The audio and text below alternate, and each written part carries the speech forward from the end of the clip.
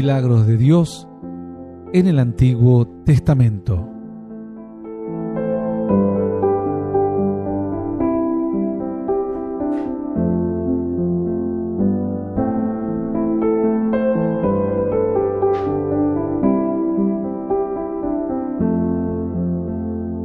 Muy bien, así llegamos a los milagros de Dios en el Antiguo Testamento.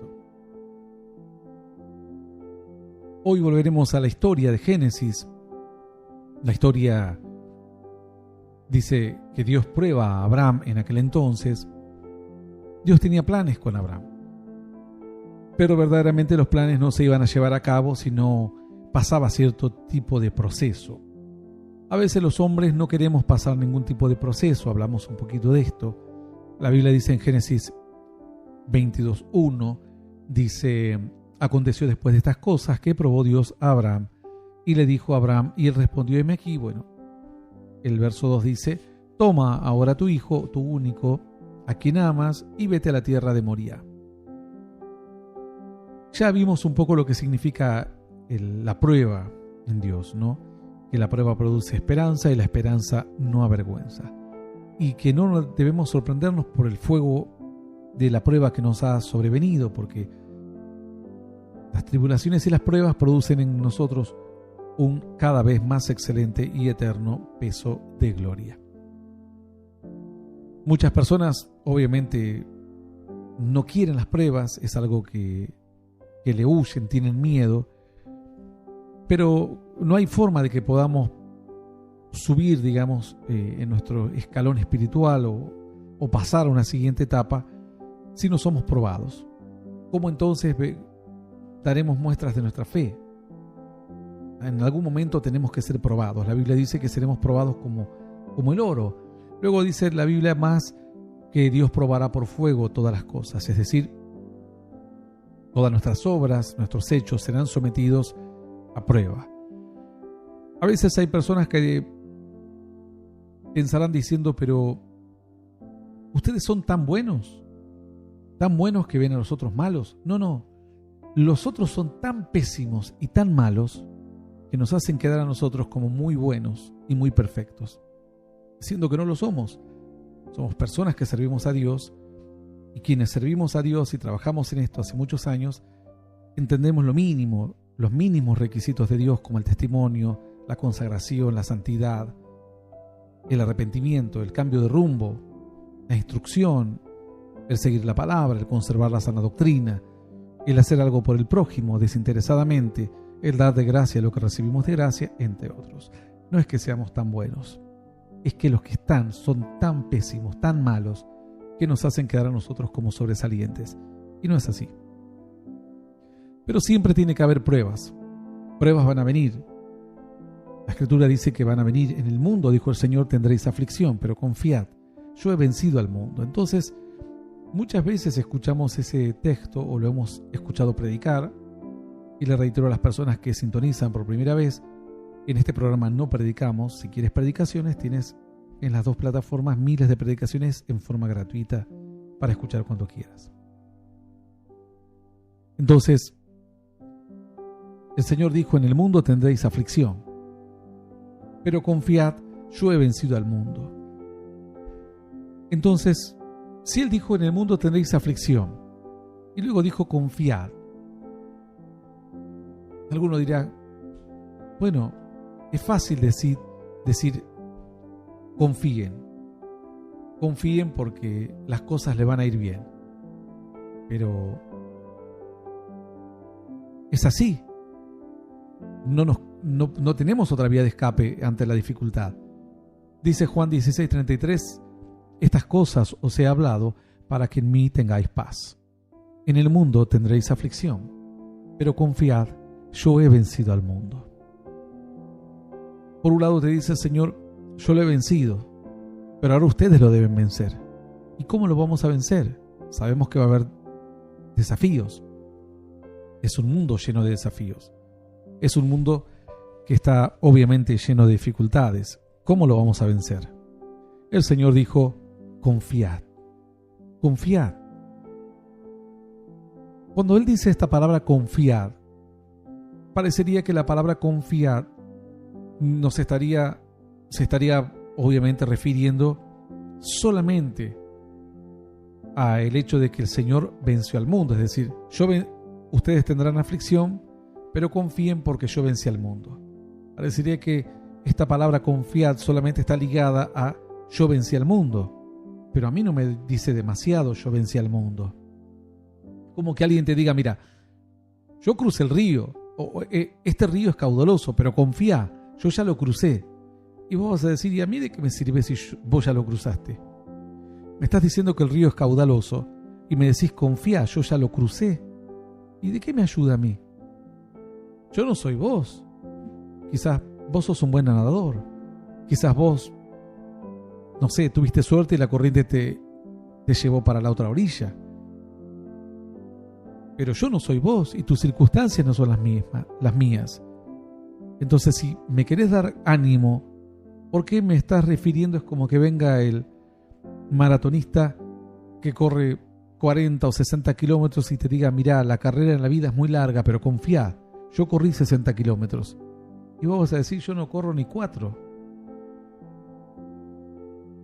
Entonces, por un lado, la palabra confía te dice, fíjense que yo pude, te dice Dios.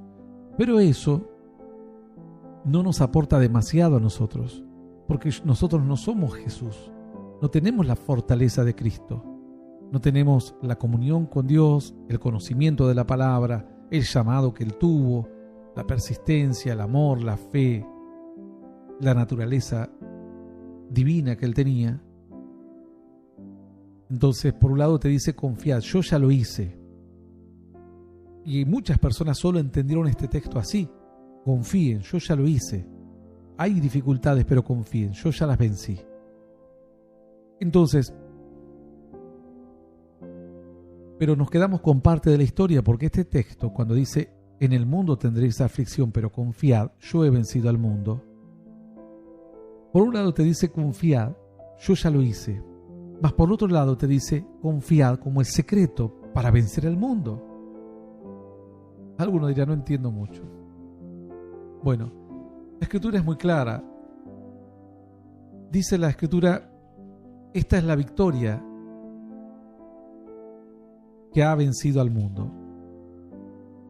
¿Cuál será la victoria que ha vencido al mundo? ¿Cuál será la victoria? Dice la Escritura así, porque todo lo que es nacido de Dios vence al mundo. Esto es en primera de Juan 5:4. Porque todo lo que es nacido de Dios vence el mundo. Y esta es la victoria que ha vencido al mundo. ¿Cuál es? Y esta es la victoria que ha vencido al mundo, nuestra fe. Entonces, si volvemos ahora al texto anterior y entendemos que lo que vence al mundo es la fe, ahora se nos abre un poco más el panorama de este texto que dice, estas cosas os he hablado para que en mí tengáis paz. En el mundo tendréis aflicción, pero confiad, yo he vencido al mundo. Esta palabra confiad no es solamente confíen porque yo ya lo hice, sino cuando tengan aflicciones, confíen en mí. Y así van a vencer, con la confianza. Nadie puede tener confianza si no tiene fe. La confianza es fe. La Escritura dice, tendrás confianza porque hay esperanza. Confianza es igual a fe. ¿En quién voy a confiar? En el Señor. En que Él me va a dar la salida. En que las tribulaciones y las pruebas las voy a poder sortearlas de la mano de Dios o sobreponerme a ellas de la mano del Señor. Entonces dice la Escritura aquí que el Señor que Dios prueba a Abraham. Y le dice, dame a tu único hijo Isaac y vete a la tierra de Moriah. No solamente le estaba pidiendo algo difícil, sino que luego lo estaba mandando a un lugar muy lejano, es decir, con mucho tiempo de por medio, con mucho tiempo para pensar. Y este es el problema, cuando tenés mucho tiempo para pensar. Esta idea de probar es muy importante que la entiendas. Anotás cualquier cosa, los versículos que te digo, analizarlos luego. Juan 16:33, que habla de confiar, la confianza como mecanismo de victoria, que también lo relata 1 de Juan 5:4, que dice que lo que vence las adversidades de esta vida es la fe. La fe o la confianza es lo mismo. Pero vamos un poco más, vamos a avanzar un poquito más. Porque el Señor le dice, toma a tu hijo Isaac. ¿Qué le pide? Lo que más amaba. Alguno dirá, yo me salvé porque no tengo hijos, o ya están grandes. No, a veces Dios nos pide lo difícil para nosotros, lo incómodo. En algunos casos quiere que demos un paso, y en otros casos quiere que simplemente ocurra una renuncia en nuestro corazón. Algunas personas dicen, yo soy muy materialista, entonces ¿cómo puedo hacer? Dios va a pedir que venda mi casa, mi auto. No necesariamente. Quizás puedes renunciar al materialismo en tu mente y en tu corazón y morir a ello. Y mañana te rayarán el vehículo y no será el fin del mundo para tu vida. Mientras que antes rayaban el vehículo y era el fin del mundo para tu vida. No digo que no valores lo que tenés o no cuides lo que tengas, para que mantengas el valor, para que mantengas tu capital, tu esfuerzo, tu trabajo y demás. Pero estamos hablando de casos extremos, de gente que está atada al dinero, atado a lo material, que ha ligado la felicidad a algo material directamente. El Señor le pide algo que para él era lo más preciado, que en este caso era su hijo Isaac. Primero, una petición difícil, pero el segundo era un desafío aún mayor. Era, vas a tener mucho tiempo para pensar y mucho tiempo para arrepentirte. Mucho tiempo. Porque dice que Abraham se levanta muy de mañana, dice el verso 3. Enalbardó su asno y tomó consigo 2 siervos suyos y a Isaac su hijo y cortó leña para el holocausto y se levantó y fue al lugar que Dios le dijo. Dice la escritura entonces, muy de mañana, al tercer día alzó Abraham sus ojos y vio el lugar de lejos. Al tercer día. Es decir, ¿cuánto tiempo tuvo para pensar? A veces en medio de la prueba para uno es fácil tomar una decisión. Por ejemplo, resistir una tentación inmediata. Pero ¿qué tal cuando esa tentación golpea tu puerta todos los días? 2 días seguidos, 3 días seguidos. ¿Qué tal cuando haces una promesa a Dios o cuando te comprometes con algo para Dios y luego tenés mucho tiempo para echarte para atrás, como dicen en Estados Unidos, ¿no? Para volverte atrás, para arrepentirte? Le pasó algo parecido a Ananías y Zafira, que habían prometido dar algo a Dios una vez vendida su heredad, y luego cuando la vendieron empezaron a pensar y a pensar diciendo, tal vez no nos deberíamos haber comprometido en esto, quizás deberíamos dar menos, y sustrajeron de lo que habían prometido pensando que solamente se estaban burlando de Pedro. Pero dice que el Espíritu Santo se enojó con ellos porque los menospreció, y al entrar a hablar con el apóstol, después de que el apóstol les habló, murieron. A veces este tiempo que uno tiene para pensar, no solo que Dios nos pide algo, sino que nos deja un tiempo para arrepentirnos, para volvernos atrás. Y esas son las pruebas difíciles. Es como que si uno dice, ¿tomo este avión o no tomo este avión? Bueno, mañana ya no hay más avión y pierdo el pasaje. Por más que me arrepienta, ya no tengo chances de volver a tomar el avión porque perdí el pasaje. Pero ¿qué tal cuando la tentación está a la puerta? Cuando está todos los días a la puerta. Este es un problema. Alguno dice, sí, yo resistí al adulterio. El problema es cuando el adulterio te golpea la puerta todos los días. Y vos le abrís, ves que es el adulterio, pensás, lo recreas en tu mente, lo endulzás en tu paladar, lo tratás de resistir. Ese día venciste y dijiste, lo vencí. Y pasan 2 días y el adulterio vuelve bajo otro formato, en otra circunstancia, con otra persona o con la misma persona, indistintamente. Va a volver así como un caminante incansable, una y otra vez. va a volver, sin importar lo que hagas. El pecado va a volver. Dice la Escritura, cuenta una historia, la Biblia, acerca de cierto varón llamado Caín, que empezó a tener celos de su hermano Abel. Y Dios le habla y le dice, porque en un momento lo ve que estaba decaído, y le dice, ¿por qué ha decaído Dios? ¿Por qué ha decaído tu semblante?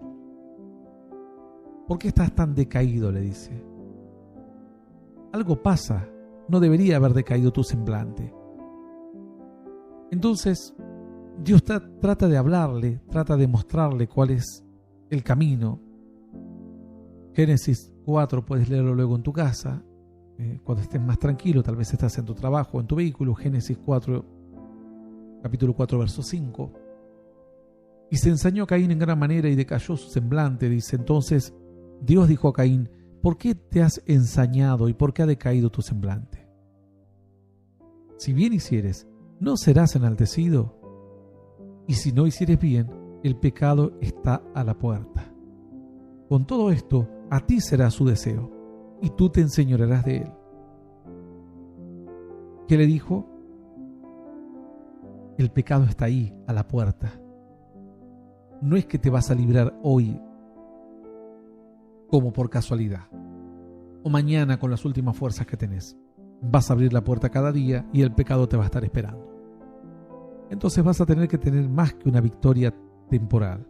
Vas a tener que tener un cambio, una transformación, para que cuando lo veas al pecado, a la tentación, tal vez es droga, alcohol, juegos de azar, bueno, sabe Dios cuáles serán las dificultades que te agobian, quién te está esperando a la puerta todos los días para desanimarte, para quitarte la esperanza, debilitarte. Dios le dijo, si bien hicieres, serás enaltecido, le dijo. No serás enaltecido, le preguntó, como diciendo, si haces bien las cosas, vas a ser exaltado. Y si no haces bien las cosas, el pecado está a la puerta, ahí nomás está, no es que está lejos, no es que tenés que decir voy a caer para adulterar, no sé, o para robar, tengo que tomar un arma, juntarme con una banda. No, el robo va a estar cerca de ti, la mentira, el odio, la depresión, bueno, cualquier otro pecado va a estar cerquita, muy cerquita, ahí nomás, a un pasito. Con todo esto, dice la Escritura, a ti será su deseo. Es decir, Él querrá atraparte constantemente, querrá ser dueño de tu vida. La idea será que estará ligado a ti, pero tú tendrás poder para vencerlo, dice Dios. Tú lo puedes vencer. Entonces, en esta historia es muy, pero muy importante el otro aspecto. Estamos en el verso 2. Ya sabemos que las pruebas son importantes para Dios, porque no hay forma de que una persona se reciba en la universidad sin rendir un examen, o apruebe, sea soldado sin pasar ningún tipo de prueba. Nadie es soldado sin pasar unas pruebas mínimas.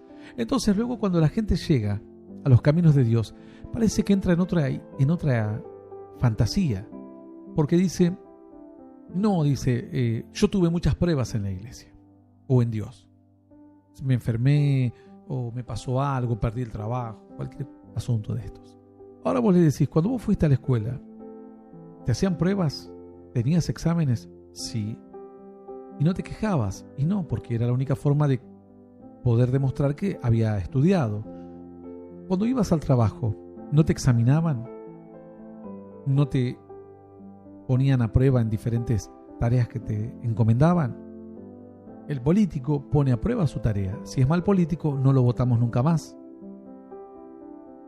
Si es mal médico, la gente dice, no vayas a este médico que es un carnicero, anda a otro médico. Si es mal abogado, dice, no vayas a este que es un chanta, van a otro abogado.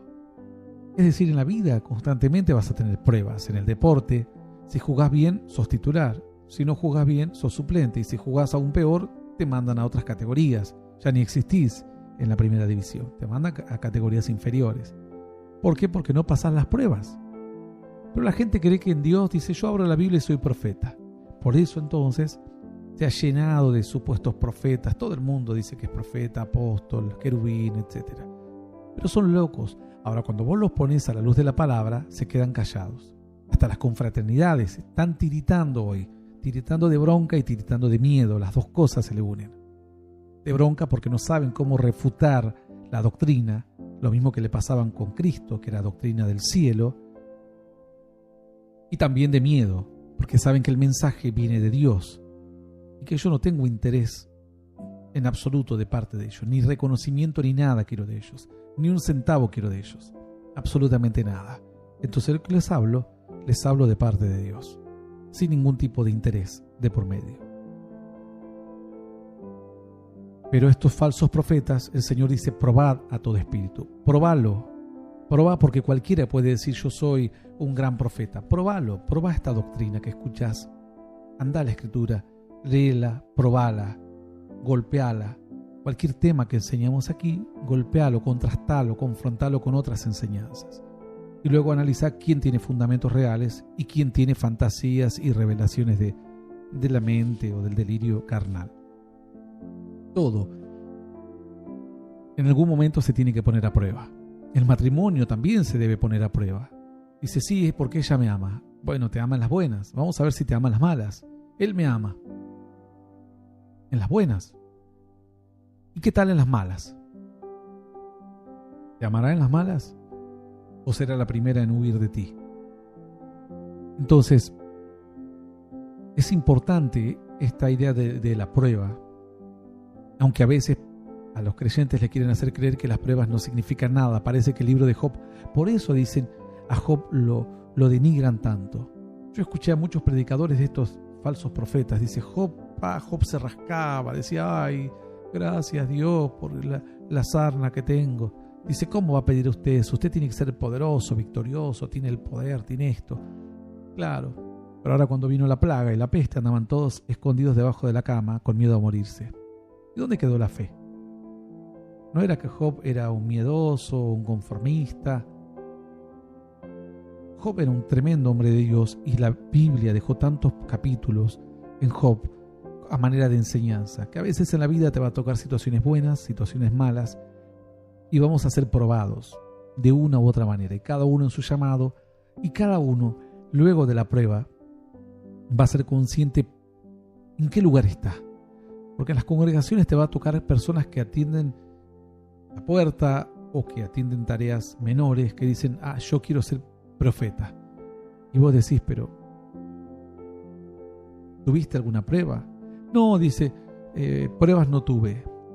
¿Sabés? ¿Estás preparado? ¿Cómo sabés si estás preparado? Si te pusieron en la puerta y no podés ser fiel en la tarea, en lo mínimo, ¿quién te va a poner en lo máximo? En tareas mayores. Por eso es importante que se pruebe. Cada hombre de Dios, cada mujer de fe tiene que ser consciente de sí mismos y saber su fortaleza hasta dónde les da.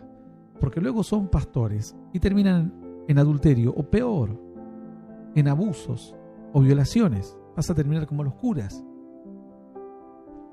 Uno tiene que ser consciente hasta dónde está su fuerza, hasta dónde su fortaleza, hasta dónde su llamamiento y hasta dónde su resistencia ante las pruebas. El asunto en sí tampoco eran las pruebas, porque ciertamente decirle que no una vez al diablo, 2 veces, 3, quizás medianamente fácil. Y el asunto es cuando viene cada día, cada hora, golpeando tu puerta, golpeando tu mente, y vos decís, pero ya te resistí ayer, te resistí la semana pasada, pongamos que te gusta el juego de azar, resistí al casino cuando me bajé del colectivo y vi el casino y dije voy a gastar aunque sea el 10% de mi sueldo, nomás un poquito, por ahí tengo un golpe de suerte. Y ya resististe a la pornografía la semana pasada, que pusiste quizás filtros, bloqueadores, borraste las páginas, hiciste todo, prometiste a Dios, al cielo, a la tierra, que no ibas a entrar más, y a la otra semana, otra vez, la pornografía te busca, la tentación te busca. ¿Por qué? Porque esta es una cuestión de insistencia. esta es una cuestión de insistencia de parte del diablo. Y de parte de Dios es una cuestión de cambio de esencia, cambio de vida. Pongamos un ejemplo, para que lo entiendan los niños también. Si vos sos hierro, el diablo es un imán, el pecado es un imán, y el pecado atrae al hierro. Vos podés estar pegado a otro hierro o atado a una cinta o a un pedazo de hilo, y de tal manera que el imán, aunque es muy fuerte, no te atrae. Pero es cuestión de tiempo. El hilo se romperá, la cinta se quebrará, la fuerza del imán te atraerá, tarde o temprano te doblegará el pecado. Y dice, pero ¿cómo puedo hacer? Porque lo tengo que resistir al diablo a los 15 años, a los 16, a los 20, a los 25, a los 30, 35, 40. ¿Cuándo se acaba la historia? Nunca. Nunca se acaba. Porque siempre habrá tentaciones. De una manera, de otra manera, cada uno con su forma. Hay gente que son compradores compulsivos, hay personas que son depresivas, hay personas que son histéricas, hay personas que tienen intentos de suicidio. No se acaba nunca.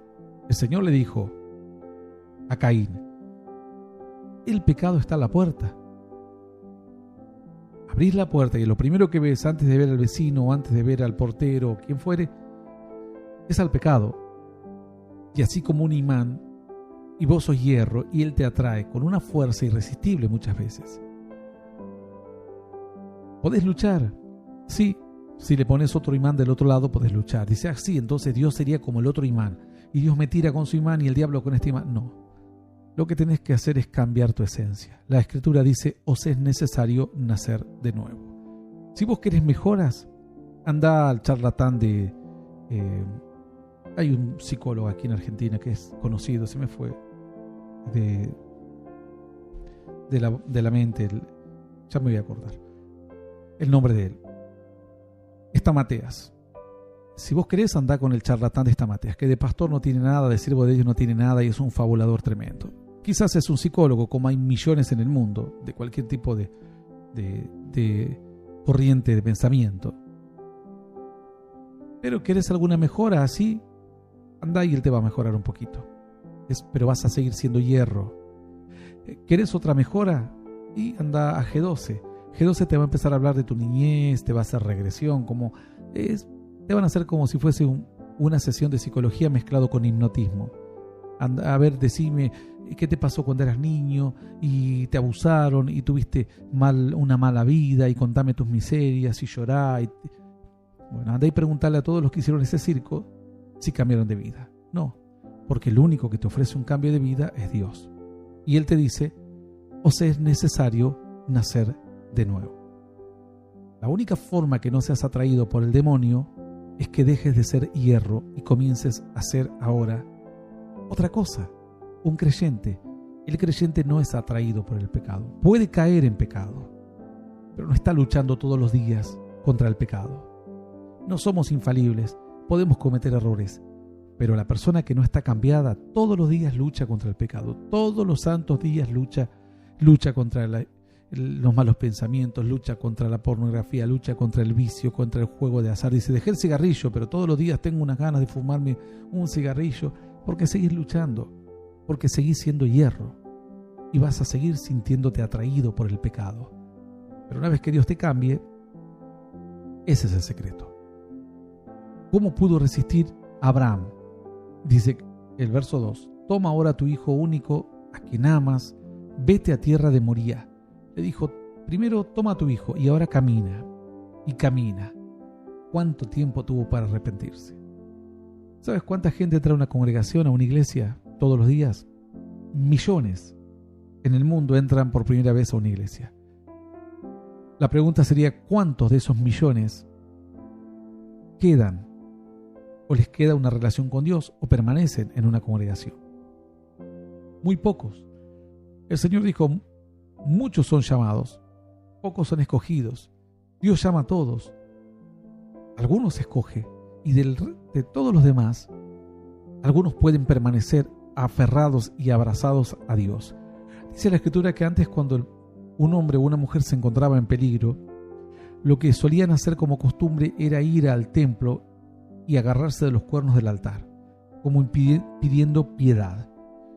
Sus captores o vengadores, porque en muchos casos eran por venganza, había leyes bastante claras en aquel momento acerca de la venganza, no podían hacerle daño entre tanto él estuviese asido, agarrado del cuerno del altar. El altar era como una caja cuadrada, explico así como para que los niños entiendan, como si fuese una gran caja o una gran mesa, y tenía 4 esquinas en forma de un cuerno. Eso se llamaban los cuernos del altar. Representaban el poder de Dios, la soberanía de Dios para todos los rincones de la tierra, ¿no? Por eso eran 4 para los 4 extremos de la tierra. Entonces, y la universalidad del mensaje de Dios a futuro. Por eso el pueblo judío siempre se confunde y piensan que el plan de Dios era salvar a los judíos y todos los demás son impíos y ya está. Pero Dios tuvo un plan desde el principio con la humanidad, no con un pueblo. Con un pueblo llevó adelante un proyecto, mostró cómo era la ley y lo difícil que iba a ser salvado por la ley. Tras lo cual vino Cristo, un sacerdocio totalmente distinto al sacerdocio de los judíos, igual al sacerdocio de Melquisedec. Entonces, mientras una persona se aferraba a los cuernos del altar, nadie le podía tocar. Aún su vengador, porque respetaban, decía, está ante los cuernos del altar, no podemos tocarlo. Y así podían pasar horas o días y la persona no se iba de ese lugar. Hasta que finalmente seguro el sacerdote intercedía, lograban un acuerdo con quien le perseguía, o le daban un salvoconducto, o lo mandaban a una ciudad de refugio, o lo que fuera. El asunto es que él entendía que mientras estuviese aferrado a los cuernos del altar, permanecería con vida. Entonces, mientras estás con Dios, de la mano de Dios, el pecado no está a la puerta todos los días. ¿Podés tener luchas? Claro. Tentaciones, sí, de tanto en tanto el diablo va a querer. Recuerden lo que hizo con Cristo. Dice que lo tentó en el desierto, pero luego dice que lo dejó por un tiempo a Jesús. Pero no estuvo todos los días porque era imposible. No había forma de seducir a Jesús. ¿Con qué lo iba a seducir? ¿Con qué lo iba a tentar?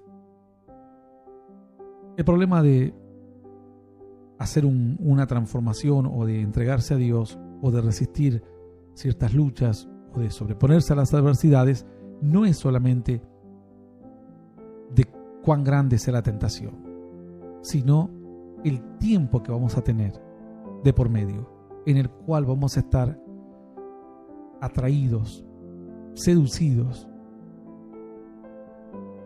hacia el pecado, hacia tomar una decisión contraria a la de Dios. A Dios le podría haber dicho, mira, toma a Isaac y vete allí afuera y sacrifícalo para mí. No, le dijo Dios, tómalo, pero no quiero que tu decisión sea una decisión emocional, porque la gente cuando va a una cruzada, miles pasan y toman una decisión emocional, apresurados. No son conscientes de lo que van a hacer, o son conscientes en parte, pero nunca alcanzan a mirar la envergadura de una entrega a Dios, o de caminar, o de asumir un compromiso con Dios. Entonces luego se van a sus hogares, luego se van a Moriah. En ese momento que aceptaron a Cristo, tomaron lo que más amaban y lo entregaron a Dios, su corazón, dejaron de lado sus vicios, renunciaron a lo malo, etc. Ahora después se van a sus hogares, a su trabajo, se van a sus Moriah. El tiempo, el paso del tiempo. Se puede ser un gran hombre de Dios, el mejor del mundo, 1 año, 2, 4, 6, 10, 15, 20. ¿Vos pensás que se puede ser un gran hombre de Dios 50 años? ¿De verdad?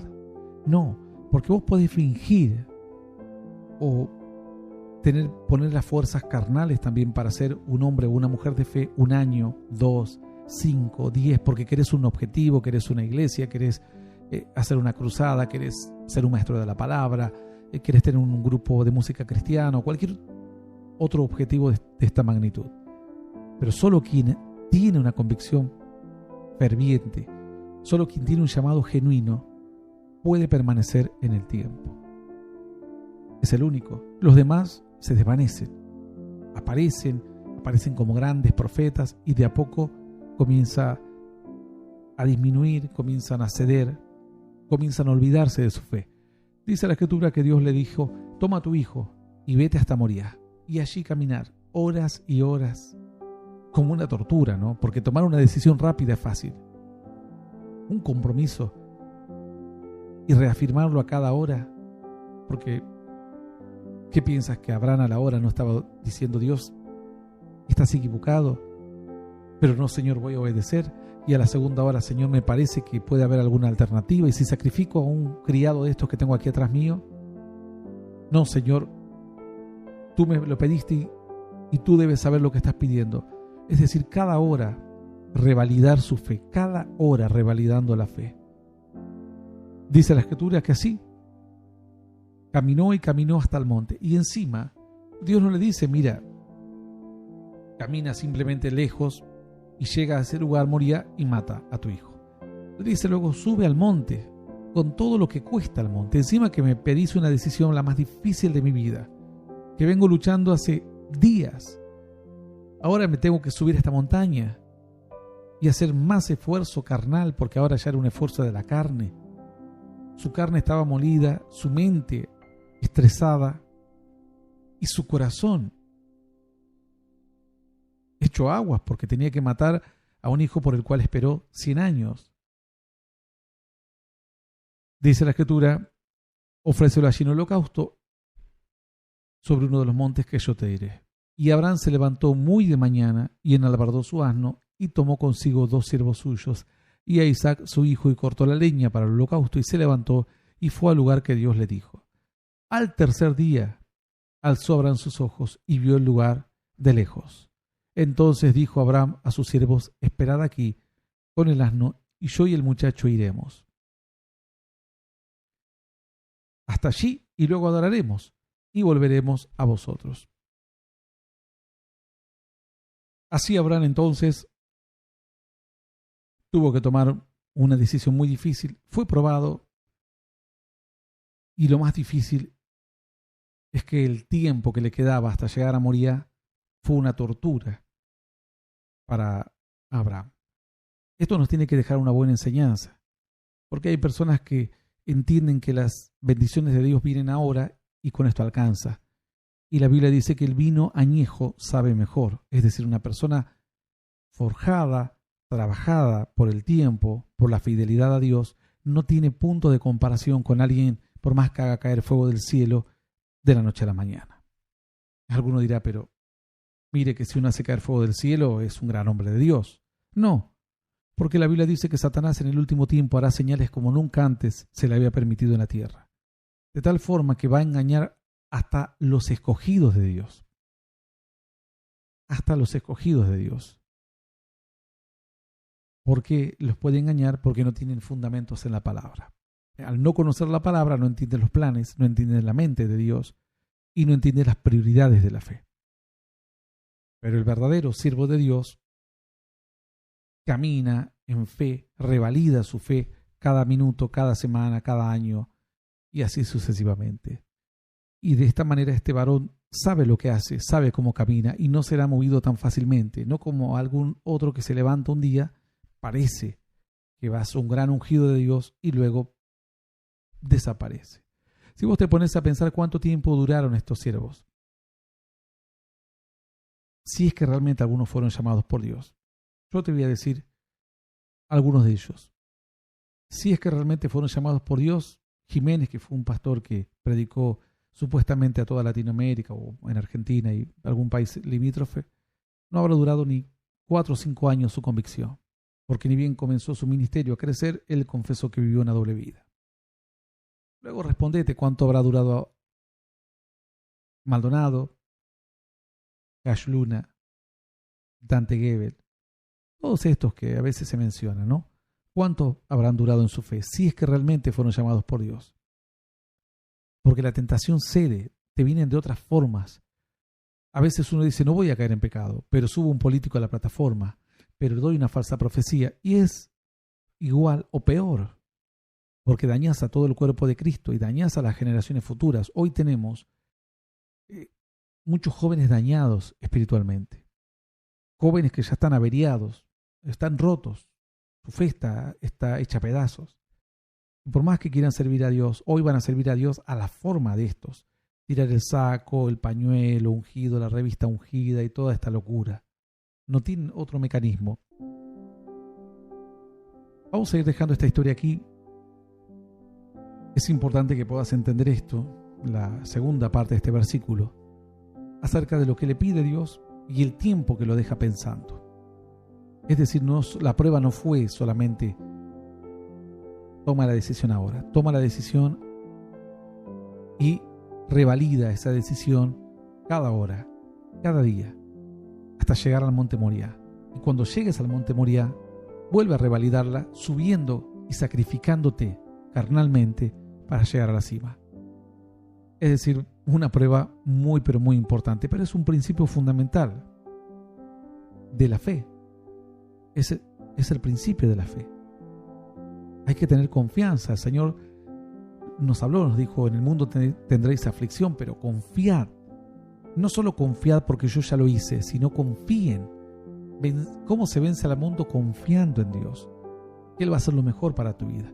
¿Cómo sé si lo mejor es que tenga cáncer? Y yo realmente no lo sé. ¿Cómo sé que lo mejor es que mi hijo haya muerto en un accidente? Y no lo sé. Pero voy a confiar en que lo que no sé, Dios me lo va a explicar un día. ¿Cómo sé que lo mejor es que me hayan echado de mi casa? O haya perdido mi casa? O haya perdido el trabajo? ¿Cómo sé que eso es lo mejor? No lo sé. Pero lo que sí sé es que cuando tengamos tribulaciones hay que confiar, porque esa es la forma de vencer. Hacer lo que humanamente podemos hacer, capacitarnos, esforzarnos, sacrificarnos como se sacrificó Abraham subiendo al monte Moriah y caminando días enteros, con un corazón atormentado, con una mente estresada, pero sin perder el rumbo. Si Dios te dijo, pasa al monte Moriah, es ahí donde vamos, al monte Moriah. No sabemos cómo, pero tenemos que llegar. Una vez que lleguemos allí encontraremos todas las respuestas. Es así, ven y subamos al monte de Sión, dice la Escritura. Ven y subamos al monte de Dios. El monte de Sión no es la tierra de Israel. El monte de Sión es un monte espiritual. Ven y subamos. Y allí Dios nos enseñará todas las cosas. Andaremos por sus caminos, por sus veredas. Seremos fortalecidos, seremos renovados, ungidos. Pero hay momentos en que no podemos ponernos a dudar. Porque si me echaron del trabajo, igual ya me echaron. Me rebele contra Dios o no me rebele, ya no lo tengo más. Si mi esposa le agarró cáncer, por más que me rebele o no me rebele, no se va a ir el cáncer. Lamentablemente es así. Si mi hijo está en drogas, me rebele o no me rebele con Dios, en contra de Dios, no podré cambiar la realidad, pero sí puedo intentar confiar en Dios y decir, Señor, yo no sé por qué permitiste esto, pero voy a confiar en ti y voy a seguir caminando al monte Moriah. Sé que me va a tomar días, que todos los días va a venir el mismo cuestionamiento. ¿Por qué el hijo del otro no está en drogas y tu hijo sí? ¿Por qué los hijos de los otros no tuvieron accidente y tu hijo sí? Todos los días la mente estresada, pero voy a tratar de confiar. El pecado me va a querer seducir, me va a querer arrastrar de mi camino, pero voy a aprender a confiar y a no perder el rumbo y a revalidar mi fe cada día.